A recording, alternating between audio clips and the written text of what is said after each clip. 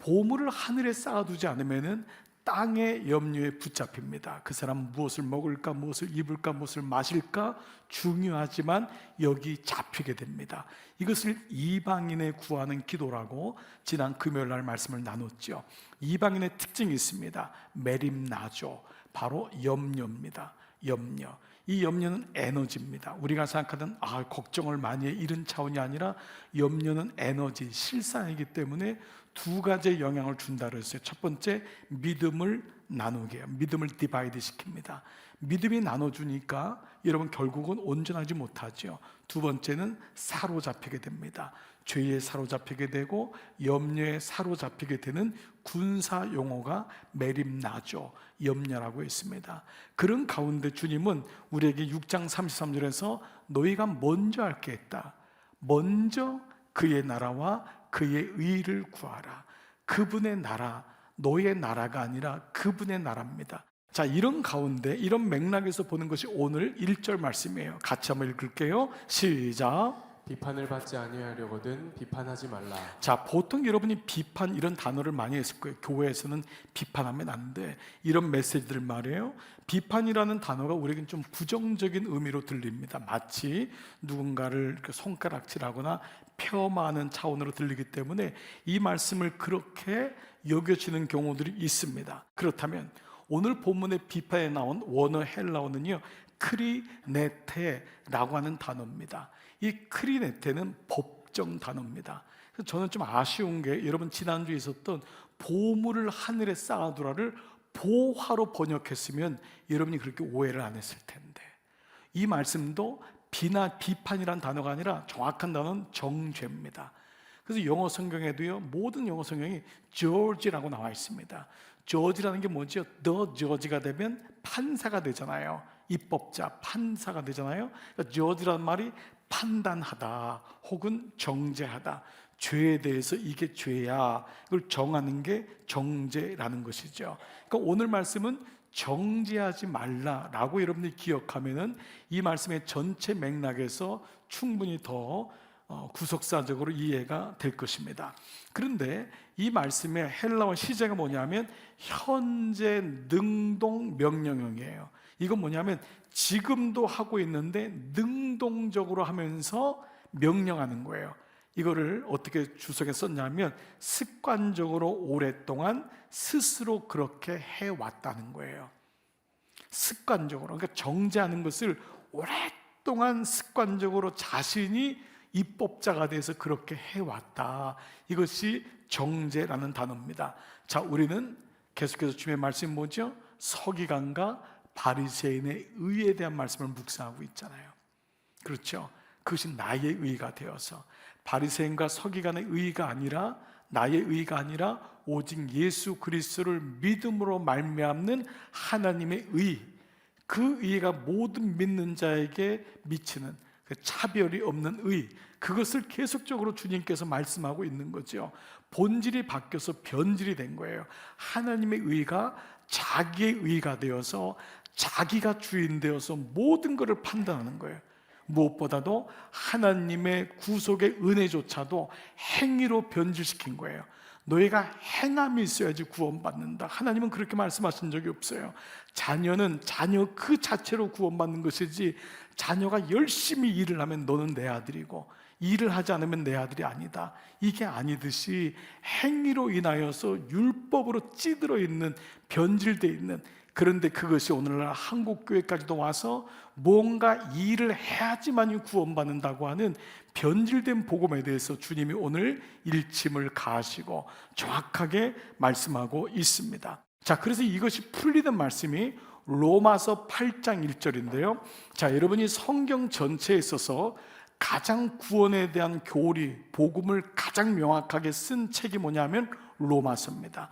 마틴 루터가 로마서를 반지라고 했어요. 반지. 이 반지라고 했어요. 근데 이 반지에서 8장을 반지의 알이라고 했습니다. 그러니까 로마서 8장은 완전히 복음의 결정체입니다. 그 8장 1절이 어떻게 시작하냐면 therefore, 그러므로 이제부터 from now, 이제부터 너희가 예수 그리스도를 믿는 그 순간부터 그리스도 예수 안에 있는 자에게는 다 같이요 결코 정죄함이 없나니. 뭐지요? 율법으로 인하여 우리는 정죄함을 가지고 있는 거예요. 율법으로는 구원이 안 돼요. 율법은 죄를 깨닫게 하고 이것이 죄다라고 하는 정죄는 있지만은 그것이 우리에게 구원이 안 되는 거예요. 그런데 이제 율법 아래 묶여 있었던 우리가, 그러나 하나님 주신 율법에다가 613가지의 조문을 뒤집어 엎었으니까 인간이 율법으로 구원을 받을 수가 없는 거예요. 뭐 하나 자유하지 않는 거예요. 그런데 이제 예수 그리스도로 말미암아 너희가 뭐예요? 있는 자에게는 결코 정죄함이 없느니라.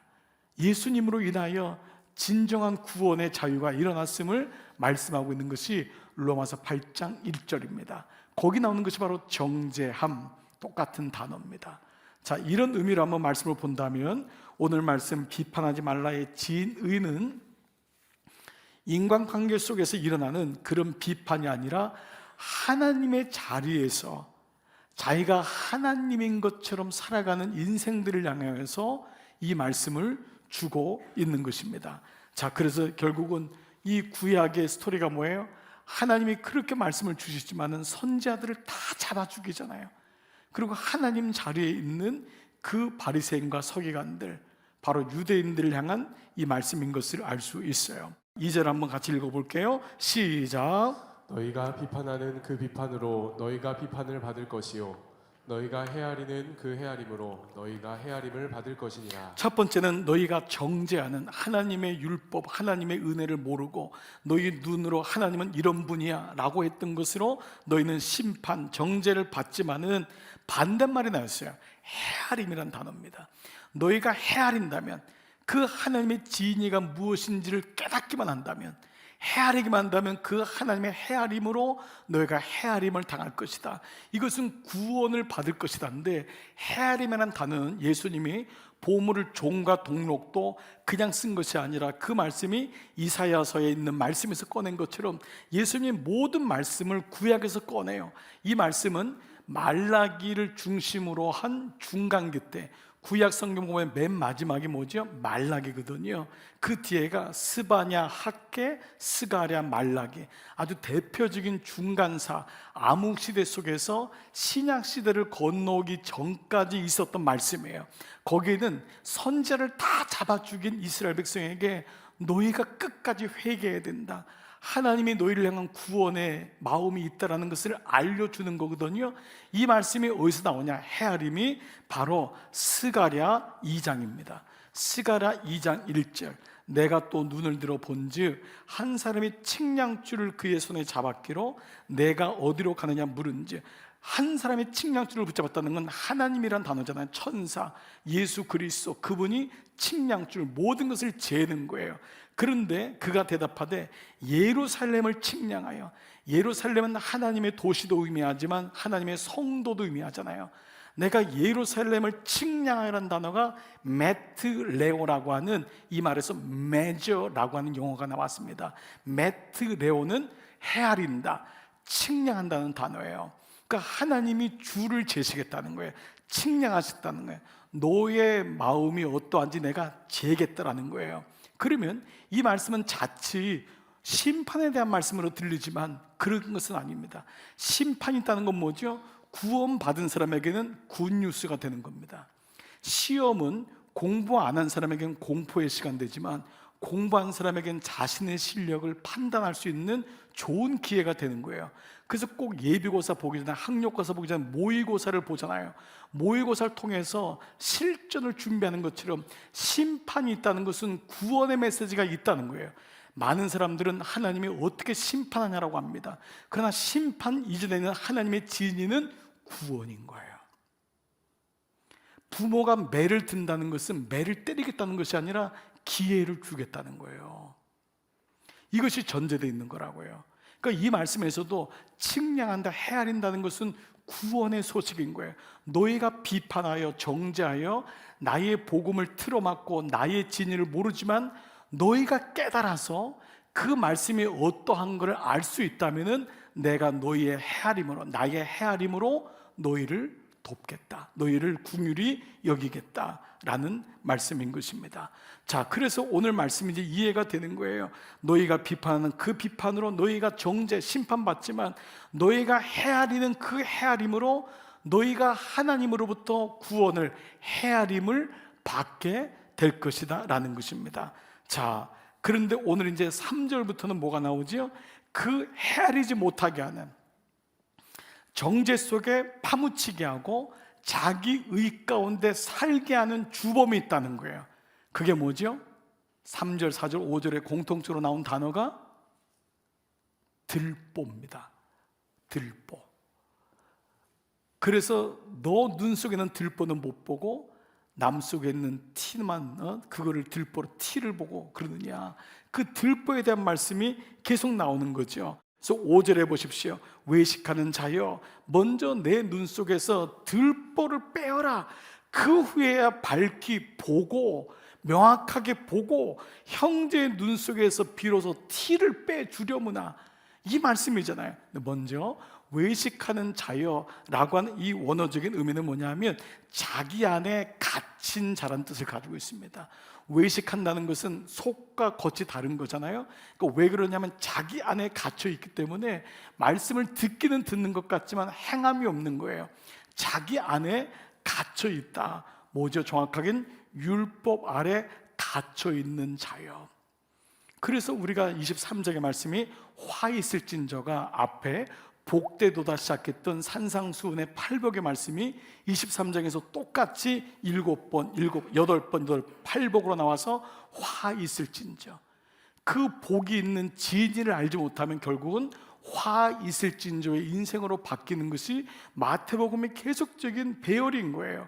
자, 이 같은 의미로 본다면은 바로 외식하는 자여, 너는 복음을 알지 못하고 하나님의 은혜를 알지 못하고 모든 것을 행함으로, 율법으로 이렇게 다 변질시켜버린.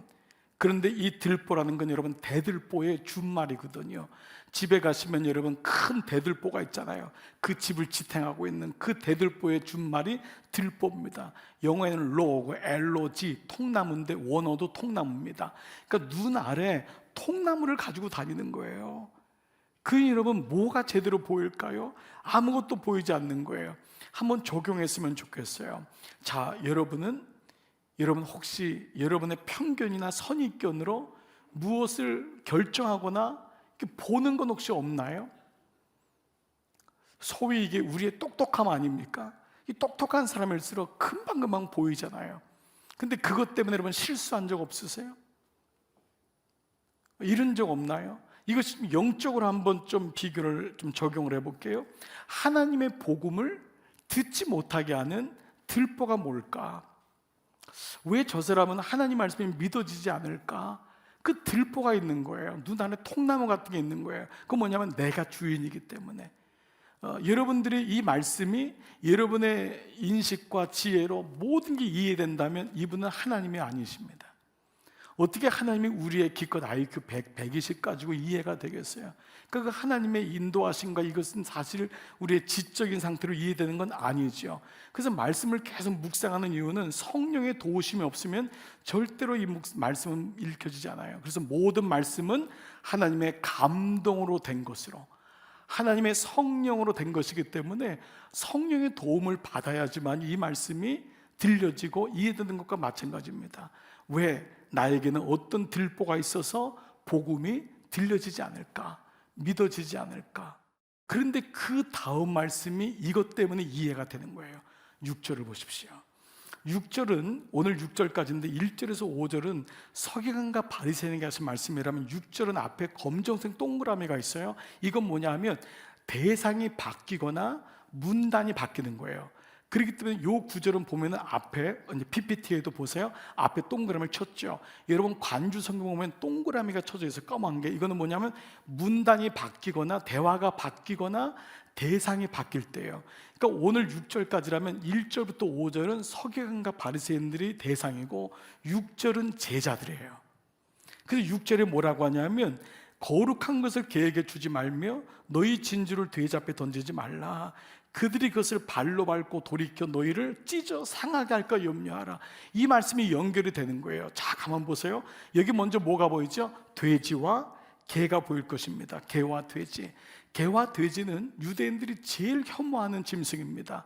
제사로도 드리지 않는 것이고, 개와 돼지는 부정한 것들이에요. 그러니까 이게 부정하다는 것이 신약시대 와서 사람에게로 옮겨갔습니다. 이방인, 죄송해요, 여자, 가난한 사람, 또 아픈 사람, 이 사람들이 다 개와 돼지야. 가난한 여자를 보십시오. 이방 여자였지만 올소이다마는 주님, 개도 상에서 떨어지는 그 부스러기를 먹지 않습니까?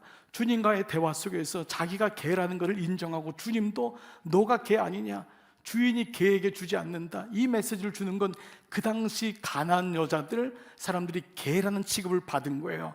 그러니까 짐승보다도 못한 취급을 율법적으로 그렇게 규정해 놓았던 거예요. 그런데 그 개와 돼지에게 진주와 거룩한 것, 여러분 뭔 줄 아시죠? 바로 하늘의 보화잖아요. 예수 그리스도, 가장 가치 있는 것. 이제 이 말씀이 앞에서 이미 풀렸기 때문에 거룩한 것과 진주는 바로 예수 그리스도, 데사우로스, 가장 귀한 것이라는 단어예요. 그거를 던지지 말라는 거예요. 이 말씀은 뭐냐 하면, 그들이 하나님의 말씀을 깨닫지 못하는 그들은 아무리 귀한 걸 줘도 그걸 모르는 거예요. 선지자를 통해서 그렇게 말씀을 했지만 그들은 선지자를 다 죽여버린 거예요. 그들에게 주님의 은혜의 시간이 올 것을 얘기했지만 그들은 말씀을 귀담아 듣지 않았던 거예요. 기복적으로 믿음이 흘러가지고 율법 안에서 613개의 조항을 만들어서 스스로가 올고매고 사람들도 죽이는, 자기도 천국 못 들어오게 하고 천국에 오는 사람도 막는 그런 짓을 했던 거잖아요. 여러분, 이런 의미로 본다면은 지금 개와 돼지는 하나님 말씀을 줘도 모르는 거예요. 그래서 뭐라고 하는 거예요? 지금 서기관과 바리새인들에게 너희는 개와 돼지구나. 아예 직설적인 메시지예요. 그 복음을 알지 못하면. 그런데 여기 염려하다의 맨 마지막 보시면요, 그것을 발로 밟고 돌이켜 너희를 찢어 상하게 할까 염려하라. 이 염려하라는 앞에 있었던 지난 금요일 날 말씀했던 무엇을 먹을까 입을까 마실까 염려하지 말라는 단어와 다릅니다. 이것은 염려하라고 번역이 됐지만 이 번역은 이것은 조심하라, 유의하라, 뭐뭐가 되지 않도록 하라는 접속어입니다. 영어로도 LEST, 레스트란 단어를 써서 풀어요. 그러니까 이것은 월이란 단어가 아니에요. 앞에 있는 염려, 메림, 나조가 아닙니다. 이것은 뭐뭐가 되지 않도록 하라고 하는 안타까움이에요. 경고의 메시지를 주는 거예요. 뭐죠? 그 복음을 알지 못하는 개와 돼지가 너희들을 돌이켜 발로 밟고 너희를 찢어 상하게 할 것이라고 하는 예수님의 고난에, 바로 이 예수님의 고난에 대한 예고와 더불어서 예수님의 제자들이 어떤 박해를 가지고 살아가야 되는지, 부활을 가지고 살아가는 사람의 삶이 어떤지를 보여주고 있는 거예요. 그래서 이 말씀이 세상이라는 복음을 모르는 개와 돼지가 결국 교회된 너희를 처음에는 환영해주고 처음엔 잘해주는 것 같지만 너희를 발로 밟고 너희를 찢어 상하게 할 것이라고 하는 예수님의 말씀이 이 안에 담아있는 거예요. 그래서 교회는 영적 위기 속에 있기 때문에 그 자기의 의가 포기되고 자기의 들보를 보게 해줄 뿐, 그리고 너가 그런 상하고 찢기는 건 너를 보호해 줄 뿐, 바로 보혜사 성령이 필요해서 다음에 말씀이 뭐냐면 구하라, 찾으라, 문을 두드리라. 그 말씀이 성령에 대한 말씀입니다. 이 말씀은 네가 소원을 가지고 기도하면 다 들어줄 거라는 것이 아니라, 이 말씀에서 마음이 찢겨지고 상하고 너희 들보를 먹는 너는 성령께서 너에게 의와 너의 심판과 죄에 대해서 말씀하신다 그랬잖아요. 그것이 드러날 때 너의 들보가 보이고, 그 들보가 보인 자가 이제 하나님 말씀으로 살아갈 때 하나님을 모르는 자들은 너희를 짓밟고 너희를 찢고 상하게 할 때 너희를 옆에서 도와주시는 파라클레토스, 성령을 구하고 찾고 두드리라. 바로 그 말씀이 연결되는 것입니다. 말씀을 마무리해 보겠습니다. 제가 어제 저희 교회 우리 남자 여자 선교회장님들, 우리 초원직위님들, 장로님들 우리 비전 나눔 모임을 좀 가졌어요. 교회가 어디로 갈 것인가. 그래서 책을 하나 소개해 드렸는데, 작년 11월 달에 나온 책인데 톰 레이너라고 아주 미국의 유명한 교회 이 분석학자인데 이번에 쓴 책이 죽은 교회를 부검하다. 좀 제목이 그렇죠. 죽은 교회를 부검하다. 이게 굉장히 아픈 책입니다. 너무 많은 교회가 죽어 있는 거예요. 그 죽은 교회를 부검해 보는 거예요. 무엇 때문에 이 교회가 죽었을까? 죽은 교회를 부검하다. 근데 이것이 꼭 교회만이 아닙니다. 이 책을 적용해 보니까요, 죽은 사람이 있더라고요. 죽은 개인. 교회는 나잖아요. 내가 죽어 있고 내 가정이 죽어 있고 기업도 적용될 수 있더라고요. 겉으로는 괜찮은 것 같은데 죽어 있는 거예요. 죽어가는 거예요. 그런데 그 죽어가는 사인이 뭐냐? 두 가지를, 몇 가지를 썼는데 가장 많은 순서대로 쓴 거예요. 첫 번째가 뭐냐면 서서히 죽어간다예요. 이 말이 뭐냐면 죽어가는 것을 못 느끼게 한대요. 자기가 죽어가는 걸. 실제로 이분이 죽어가는 교회 성도들을 찾아가서 다 1대1로 서비를 한 거예요. 당신 교회 어떻습니까? 분명히 이 교회 죽어가고 있는데 우린 괜찮아요. 우린 안정적이에요. 분명히 목사가 볼 때 이 성도는 지금 위험한데 자기는 위험하지 않대요. 엄마가 볼 때 얘는 지금 위험해요. 리스크에 있어요. 그런데 I'm okay. 왜 나 자꾸 참견하냐 이거 아니에요. 그러니까 이것이 서서히 죽어간다. 점진적인 쇠퇴라는 거예요. 인식을 못한다는 거예요. 여러분 아시죠? 잔인한 얘기지만 개구리를 죽일 때 뜨거운 물에다 집어넣으면 금방 나갑니다. 어떻게 하죠? 미지근한 물에다가 서서히 온도를 높이는 것입니다. 여러분 스스로가 깨달으셔야 돼요. 지금 여러분 스스로가 위기의식을 느낍니까? 나 지금 뭔가 낭떠러져 있는 것 아닌가? 나 지금 뭔가 좀 유혹에 지금 눈앞에 있는 것 아닌가? 이것이 느끼는 분은 빨리 나오셔야 되는데 마귀는 이걸 못 느끼게 하는 거예요. 그래서 두 번째가 뭐냐 하면 어떤 변화도 거부한다는 거예요. 누가 말해도 고만 얘기해요. 아내가 얘기해도 남편 얘기도 안 듣는 거예요. 잔소리 그만해. 내가 알아서 할게. 내가 알아서 할게. 이게 우리가 그동안 많이 썼던 거 아니에요? 내가 알아서 할게. 나름 자기가 괜찮은 사람이라고 착각합니다. 그러니까 여러분 예배가 왜 필요할까? 예배는 그냥 일주일 동안 내 마음대로 살다가 생각나니까 와서 1시간 앉아있는 게 아니에요. 그러다 시간 보면서 아이고 1시간 넘었네. 이 교회는 이렇게 예배가 길어. 이게 아니에요. 예배는 뭐죠? 여러분에다가 말씀의 칼을 들이대는 시간이라고요. 이게 있어야 돼요. 이것 때문에 일부러 좀 더 목사님 나에게 말씀해 주세요 이런 분이 있는가 하면 위로만 매일마다 찾는 분이 있는 거예요. 죽습니다. 여러분 지금 한국교회 문제가 뭐예요? 매일마다 교원 목사들은 위로만 다 한 거 아니에요? 복 받으라 그러고. 그러다 보니까 교회가 이 꼴이 되고 이단이 이 꼴이 된 거 아닙니까? 여러분이 말씀을 들으면 좀 찔려야 돼요. 아프셔야 돼요. 주님 말씀으로 나를 좀 찔러주세요. 하나님 말씀은. 그래서 여러분 뭐예요? 우리의 혼과 영과 육과 온 관절과 골수를 찔러 쪼개기까지 한다 그랬잖아요. 바로 이 말씀이 내게 있는 것입니다. 어떤 변화도 거부하는 사람이에요. 여러분 변화를 받아들여 보십시오. 말씀을 받아들여 보십시오. 주님 이게 오늘 나에게 말씀하시는군요. 주님 나 지금 위기에 있는데 선언하겠습니다. 나오겠습니다. 내가 지금 이 가운데서 죄가 아니라고 우기지 않겠습니다. 나 이러다 죽겠군요 라고 하는 것을 선언하는 거예요. 우리 집 멀쩡하고 집도 있고 괜찮은데 영적으로 보니까 집이 다 무너져 있는 거예요. 이걸 보면서 아니구나라고 개탄할 수 있는 거예요. 이번에 여러분 티르키예 땅에 아주 놀라운 사실을 우리가 봤잖아요. 똑같은 지역의 땅인데 한쪽은 다 무너졌는데 한쪽은 안 무너졌어요. 왜 그랬죠? 이쪽은 다 부실공사한 거예요. 돈 먹고 시멘트 빼고 자갈 빼고 쇠 빼고 다 한 거예요. 다 먹은 거예요. 이쪽은 시장이 아주 고리타분한 사람이에요. 절대 안 된다. 그래서 원리 원칙대로 공사했잖아요. 똑같이 지진 났을 때 한쪽은 다 무너져 다 죽었지만 한쪽은 살았어요. 여러분 말씀이 여러분을 괴롭히면은 여러분 결국 삽니다. 말씀이 나를 괴롭혀야 돼요. 여러분 인생에서 괴롭히는 사람이 누가 있습니까? 말씀이 나를 괴롭히고 여러분 옆에 선지자를 둬야 돼요. 여보 당신이 나의 선지자가 되어줘. 목사님 선지자가 되어주세요. 이 시대 속에서 말씀이 없으면 살 수 없음을 깨닫게 해주세요. 마지막 질문 하나 마치고 드리고 마칠게요. 여러분은 날마다 그리스도인입니까? 아니면 여러분은 주일만 그리스도인입니까? 여러분은 날마다 하나님을 바라보고 계십니까? 아니면 주일만 하나님을 바라보고 계십니까? 여러분은 날마다 하나님 말씀을 묵상하며 주님의 뜻을 묻고 있습니까? 아니면 6일은 정신없이 지나고 주일만 간신히 하는 뜻을 물어보고 있습니까? 오늘 이 말씀이 잘 박힌 못이 되어서 여러분 심령 속에 새겨지기를 축복합니다. 아멘.